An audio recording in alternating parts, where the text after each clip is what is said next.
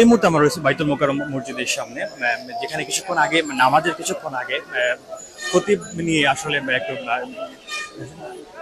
জমাত যারা ছিলেন অবশ্যই মুসল্লিদের একটু ভুল বোঝার সৃষ্টি হয়েছিল এবং এরপর ভাঙচুর হয়েছিল বলে আমরা জানতে পেরেছি। এখানে পুলিশ এবং সেনাবাহিনী মোতায়েন রয়েছে। দর্শক আপনারা দেখতে পেয়েছেন এই মুহূর্তে আমরা শুনছিলাম একজন বলতে চাই এই রুহুল আমিন বাইতুল মোকাররম থেকে অবঞ্চিত।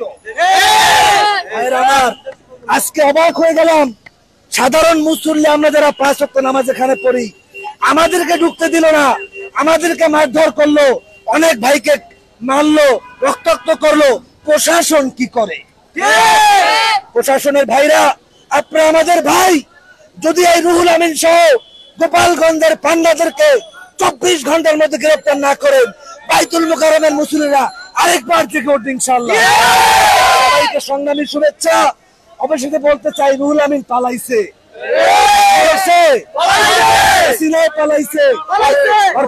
পালাইছে, বন্ধদের আস্তানা বাইতুল মোকাররমে হবে না।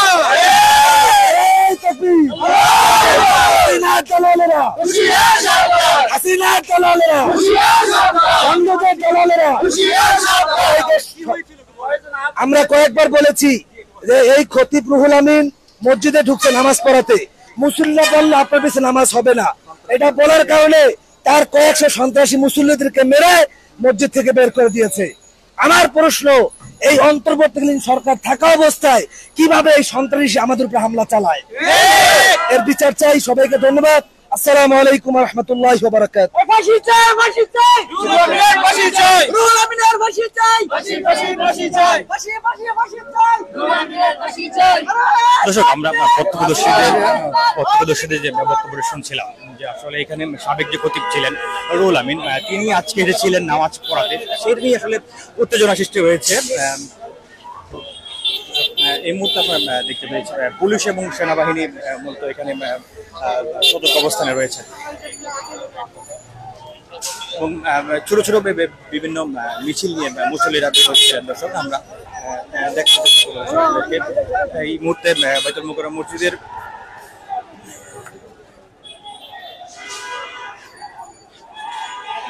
ভাই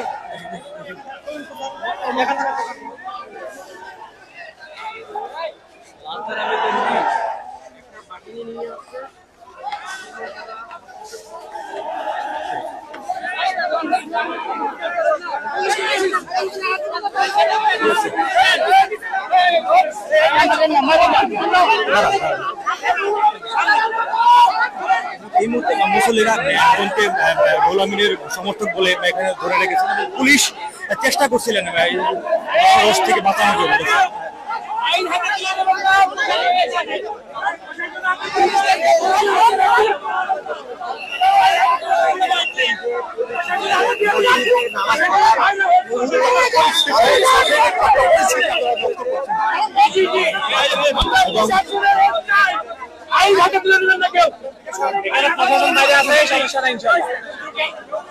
আমরা দেখতে পেয়েছি একজনকে আসলে পুলিশ হেফাজতে নিয়েছে, পুলিশ হেফাজতে রেখেছে।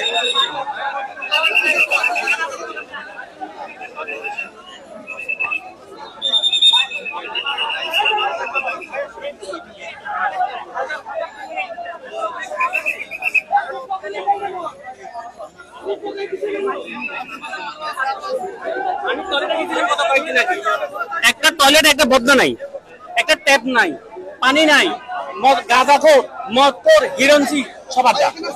এর টাকা কোথায় যায়? হাজার হাজার কোটি টাকা এখানে।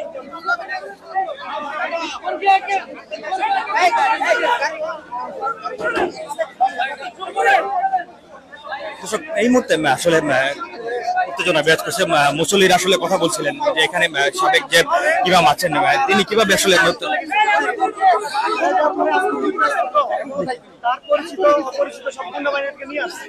নিয়ে এসে হুজুরা এখানে যখন আমরা তো হুজুরের পাঁচ কাতার মানে হুজুরের যে সামনে ওদেরকে ওখানে ছাত্ররা জমা হয়ে আছে।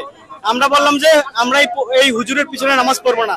যেই হুজুর ফেসিবাদের দোষর, যেই হুজুর বলছে যে শেখ হাসিনা নাকি কাউমি জননী, এই হুজুরের পিছনে আমরা নামাজ পড়বো না। জি ভাই, ওনার নাম রুহুল আমিন। রুহুল আমিন। পরে আমরা বললাম যে আমরা ওনার পিছনে নামাজ পড়বো না। তখন ওনার ছাত্ররা মানে ওখান থেকে আমরা যারা মুসল্লি ছিলাম তাদের উপরে যে জুতার বাজ সহ বিভিন্নভাবে অতর্কিত হামলা করছে এবং আমাদের এখানে অনেক সাধারণ মুসল্লিরা অনেক আহত হয়েছে।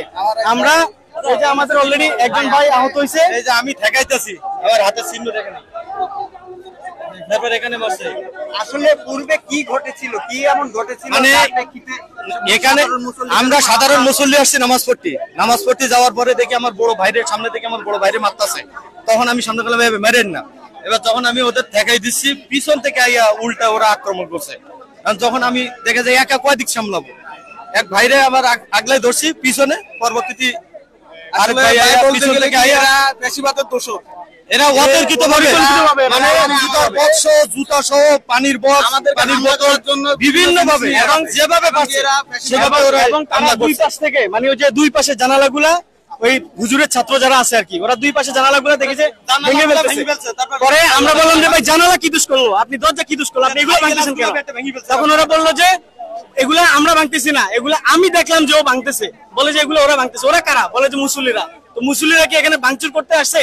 আপনি সাভার থেকে আসছেন, আপনি মিরপুর থেকে আসছেন, আপনি আরো কোন কোন জায়গা বিভিন্ন জায়গা থেকে আসছেন, আপনি ভাঙছেন এগুলা? না আমরা ভাঙছি, আমরা তো নামাজ পড়তে আসছি, আমরা ভাঙবো কেন? এরা ম্যাক্সিমাম হচ্ছে বিভিন্ন জায়গা থেকে আসছে। আমি একটা হুজুর দেখি যে সবার শেষে যখন হুজুর চলে গেছে তখন জুতা নিয়ে যাচ্ছে। আমি বললাম কার জুতা নিচ্ছেন আপনি? আমি কি অফিসার নাকি? আমি আপনাদেরকে বললাম যে সাংবাদিকদের জন্য একটা উন্মুক্ত মঞ্চ করে দিচ্ছি। দর্শক আমরা যেমনটা শুনছিলাম, দর্শক একজন প্রত্যক্ষদর্শী জানাচ্ছিলেন সেখানকার ভেতরের পরিস্থিতি আসলে কি কারণে হয়েছিল এরকম। দর্শক আমরা শুনবো আরো জনের কথা। উনি 500-1000 আওয়ামী লীগের কিশোরকে স্বৈরাচার দালালিদেরকে নিয়ে আসতো। আসার পরে আমাদের উপর হঠাৎ করে এই বয়ান শেষে আমাদের উপর অ্যাটাক করে বসে 500-1000 স্বৈরাচারদেরকে নিয়ে আসছিল। নিয়ে এসে আমাদের অনেকে এই বিষয়ে আমাদেরকে অনেকের হাত পা কেটে গেছে, অনেকে আহত হয়েছে। 100-150 উপরে লোকজন সব আহত হয়েছে। অনেকে এমন পর্যায়ে গেছে যে দর্শক আমরা দেখতে পাচ্ছি বাইতুল মুকাররম মসজিদের যে আসলে সেটি রয়েছে, এখানে মুসল্লিরা একত্রিত হয়েছেন এবং তারা আসলে বিভিন্ন স্লোগান দিচ্ছেন।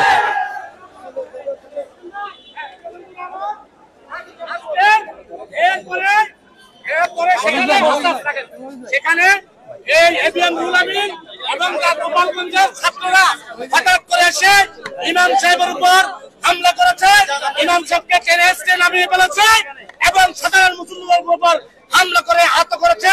বাইতুল মুকাররমকে ভেঙে চুরে মসজিদের পবিত্রতা নষ্ট করেছে। প্রিয় বন্ধুরা আমার, আমরা তীব্র প্রতিবাদ জানাই, রুহুল আমিনের বিচার চাই এবং বাংলাদেশের আইনে সর্বোচ্চ শাস্তি দাবি করছি আজকে মুসলিম ভাইদের পক্ষে। বন্ধুরা এবং এর সাথে জড়িত যারা আছে তাদের সকলকে আইনের আওতায় এনে বিচারের মাধ্যমে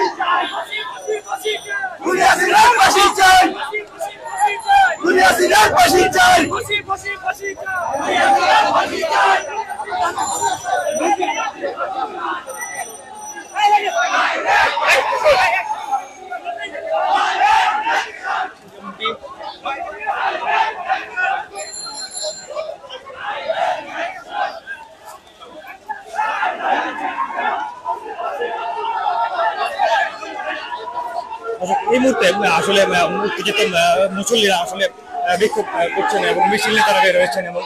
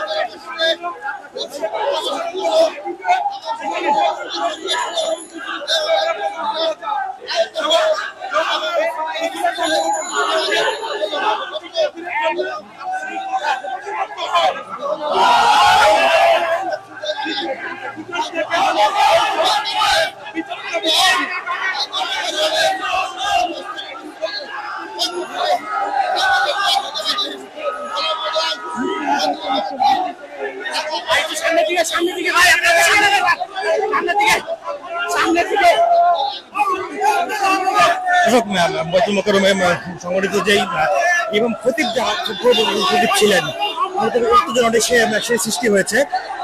সাবেক খতিব ছিলেন রুহুল আমিন, উনি মূলত আজকে এসেছিলেন নামাজ পড়াতে, ওনার সাথে ছিলেন ওনার শিক্ষার্থীরা ছিলেন বলছিলেন প্রত্যক্ষদর্শীরা। সেটি নিয়ে মূলত আজকের বাইতুল মোকাররম মসজিদে উত্তেজনা সৃষ্টি হয় মুসল্লিদের মাঝে।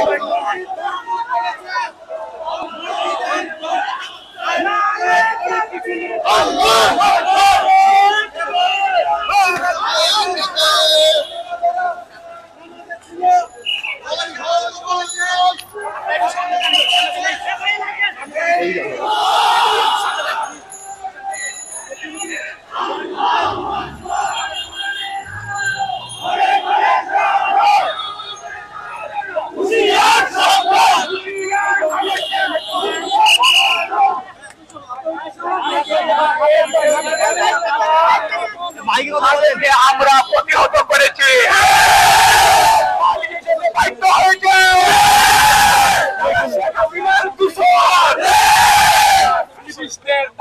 দালাল ছিল তাদেরকে হুঁশিয়ার করে দিতে চাই, বাংলাদেশে তাদের জায়গা হবে। আপনারা অনেক কষ্ট করে অনেক কষ্ট করেছেন, আজকে বাইতুল মোকাররম জাতীয় মসজিদে নামাজ পড়তে এসেছেন। পুলিয়ার দালাল এবিএম রুহুল আমিন গোপালগঞ্জ থেকে সন্ত্রাসী নিয়ে বাইতুল মোকাররমে হামলা করে মুসল্লিদেরকে আহত করেছে, বাইতুল মোকাররমের পবিত্র রাষ্ট্রটা করেছে। বন্ধুরা আমার তীব্র নিন্দা জানাই এবং আশা প্রশাসনের কাছে সর্বোচ্চ শাস্তি দাবি করে এবং আগামী দিনে তৈরি মুসলিম জনতাকে একত্রবদ্ধ করে যেই কোনো ধরনের ষড়যন্ত্র মোকাবিলা করতে আপনারা রাজি?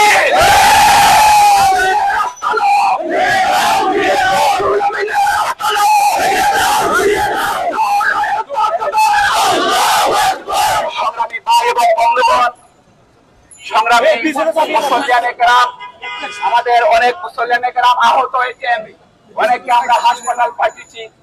দেশবাসীর জন্য তাদের জন্য দোয়া চাইছি। সাথে সাথে যারা ষড়যন্ত্রকারী, যারা হলো জালিমের যারা দোষর, তারা এখন তো শেষ হয়ে যায়নি। এই জন্য প্রতি সপ্তাহ আমাদেরকে সতর্ক থাকতে হবে। পর্যন্ত দেশে সেই স্থিতিশীল পরিবেশ না হয়েছে, আমরা প্রশাসনের প্রতি আহ্বান জানাবো। ভিডিও ক্যামেরা এখানে আছে, সিসি ক্যামেরা আছে, সিসি ক্যামেরা ধরে নিয়ে এরা সবাই একই মাদ্রাসা থেকে এসেছে, তাদেরকে নিয়ে আসা হয়েছে। আর কিছুই না, তারা ভারতের স্বৈরাচারের দালাল, মাদ্রাসার ছাত্র তা করতে পারে না। মুসল্লিদের রক্তে রঞ্জিত হয়েছে জাতীয় মসজিদ বাইতুল মোকাররম, মানুষের হৃদয়ে রক্ত করা হচ্ছে। আজকে মুসলমানে কেরাম তাদেরকে প্রতিহত করেছে, তাদের কোন নাম নিশানে বাংলার জমিনে থাকবে না। ধন্যবাদ। আগামী শুক্রবার সবাইকে আমরা সবাই থাকবো ইনশাআল্লাহ।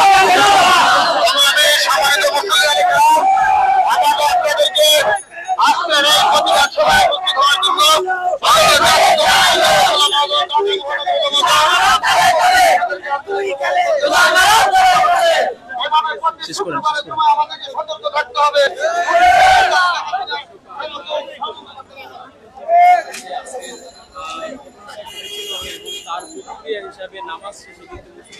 দর্শক, আজকের যে ঘটনাটি ঘটেছে বাইতুল মোকাররম মসজিদে, খতিবের আসলে নামাজ পড়ানো নিয়ে, পূর্ববর্তী এবং সাবেক যে খতিব ছিলেন তার নামাজ পড়া নিয়ে, এবং হচ্ছে যে নতুন যে খতিব, এখানে মূলত সাবেক খতিব তার অনুসরণ শিক্ষার্থীদেরকে নিয়ে এসেছিলেন বলে এখানে কিছুক্ষণ আগে মুসল্লিরা অভিযোগ করলেন। এবং তারা যেমনটি জানিয়েছেন, আজকের প্রতিক্রিয়া যেমনটি জানিয়েছেন, আগামী শুক্রবার তারা এখানে উপস্থিত থাকবেন, যেন সাবেক খতিব এবং হচ্ছে তার অনুসারীরা যেন না আসতে পারে, সেই বিষয়টি নিয়ে তারা কথা বলছিলেন।